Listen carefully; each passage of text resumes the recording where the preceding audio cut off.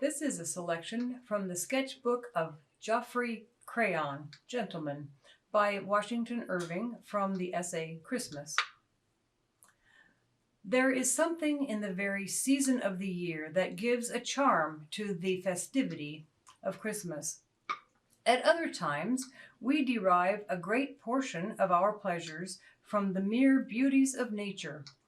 Our feelings sally forth and dissipate themselves over the sunny landscape, and we live abroad and everywhere.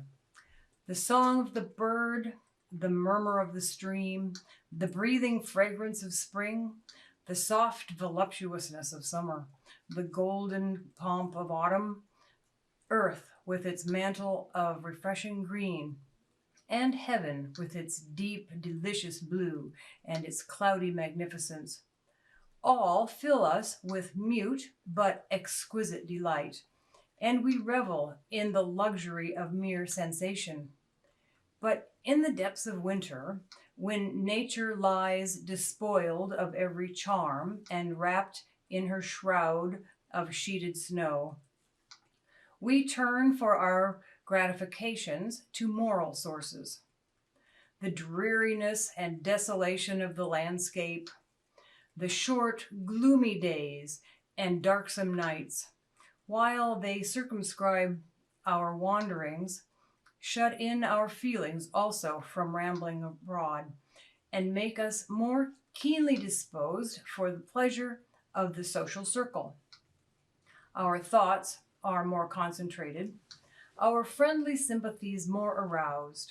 We feel more sensibly the charm of each other's society and are brought more closely together by dependence on each other for enjoyment.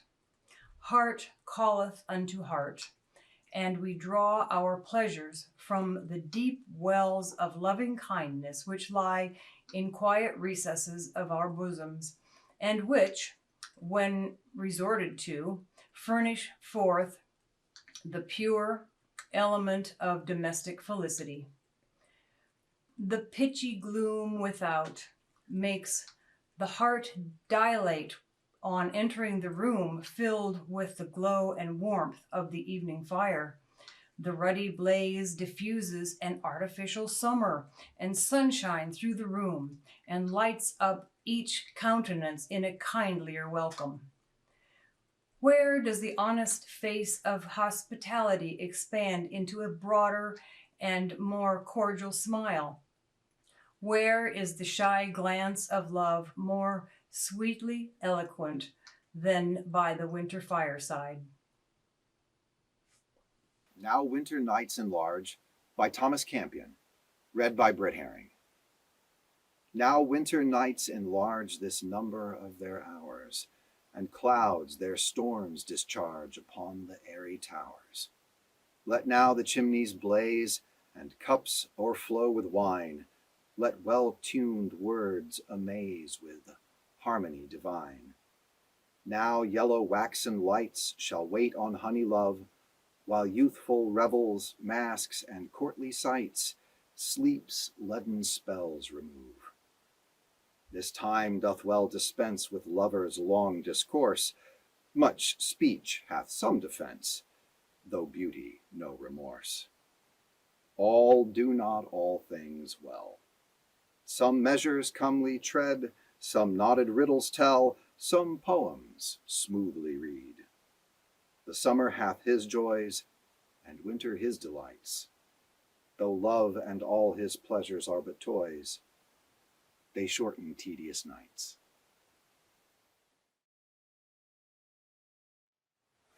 Spellbound by Emily Bronte, read by Dawn Ursula.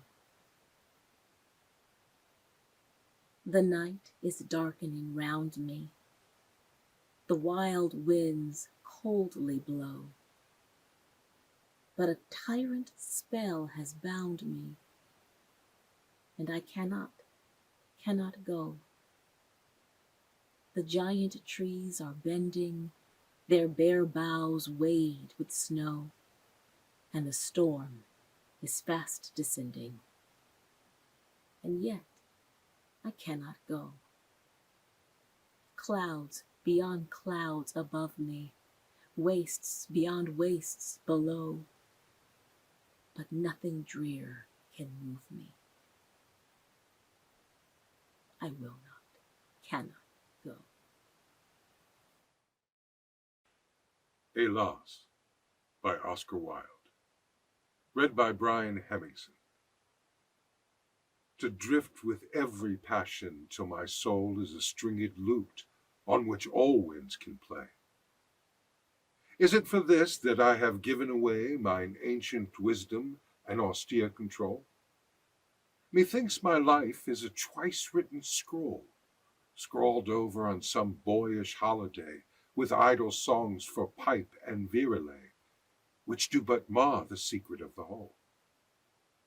Surely there was a time I might have trod the sunlit heights, and from life's dissonance struck one clear chord to reach the ears of God. Is that time dead? Lo, with a little rod I did but touch the honey of romance, and must I lose a soul's inheritance? Winter Branches by Margaret Widdemer, read by Dalusung. When winter time grows weary, I lift my eyes on high and see the black trees standing, stripped clear against the sky. They stand there very silent, with the cold flushed sky behind. The little twigs flare beautiful and restful and kind. Clear-cut and certain they rise with summer past. For all that trees can ever learn they know now, at last. Slim and black and wonderful, with all unrest gone by, the stripped tree boughs comfort me, drawn clear against the sky. Winter Fields by John Clare. Narrated by Kimberly Schraf. Oh, for a pleasant book to cheat the sway of winter, where rich mirth with hearty laugh listens and rubs his legs on corner seat. For fields are mire and sludge, and badly off are those who on their pudgy paths delay. There striding shepherd, seeking driest way, fearing night's wet-shod feet and hacking cough, that keeps him wakened till the peep of day, goes shouldering onward, and with ready hook progs oft to ford the sloughs that nearly meet across the lands. Croodling and thin to view, his loath dog follows, stops and quakes and looks for better roads, till whistled to pursue. Then on with frequent jump, he hurkles through. Sonnet to Winter by Emily Chubbuck Judson. Read by Celeste Lawson. Thy brow is girt, thy robe with gems enwove, and palaces of frostwork on the eye flash out and gleam in every gorgeous dye the pencil, dipped in glorious things above, can bring to earth. O thou art passing fair, but cold and cheerless as the heart of death, without one warm free pulse, one softening breath, one soothing whisper for the ear of care. Fortune too has her winter. In the spring we watch the bud of promise, and the flower looks out upon us at the summer hour, and autumn days the blessed harvest bring. Then comes the rain of jewels rare and gold, when brows flash light, but hearts grow strangely cold. Blow, blow, thou winter wind, by William Shakespeare. Read by Chuck Young. Blow, blow, thou winter wind, thou art not so unkind as man's ingratitude. Thy tooth is not so keen, because thou art not seen, although thy breath be rude. Hey ho, sing hey ho, unto the green holly. Most friendship is feigning, most loving mere folly. Then hey ho the holly, this life is most jolly. Freeze, freeze, thou bitter sky, that does not bite so nigh as benefits forgot. Though thou the waters warp, thy sting is not so sharp as friend remembered not. Hey ho, sing hey ho, unto the green holly. Most friendship is feigning, most loving mere folly. Then hey ho the holly, this life is most jolly. A Winter Blue Jay by Sara Teasdale, narrated by Laura Giannarelli. Crisply the bright snow whispered, crunching beneath our feet. Behind us, as we walked along the parkway, our shadows danced, fantastic shapes in vivid blue. Across the lake, the skaters flew to and fro, with sharp turns weaving a frail, invisible net. In ecstasy, the earth drank the silver sunlight. In ecstasy, the skaters drank the wine of speed. In ecstasy, we laughed, drinking the wine of love. Had not the music of our joy sounded its highest note? But no, for suddenly, with lifted eyes, you said, "Oh, look! There, on the black bough of a snow-flecked maple, fearless and gay as our love, a blue jay cocked his crest.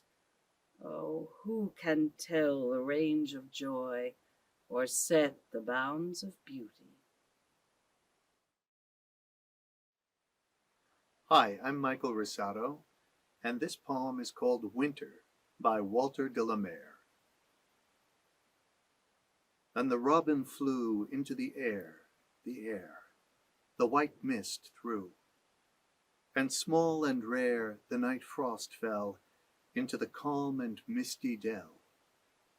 And the dusk gathered low, and the silver moon and stars on the frozen snow drew taper bars, kindled winking fires in the hooded briars. And the sprawling bear growled deep in the sky, and Orion's hair streamed sparkling by. But the north sighed low, snow, snow, more snow.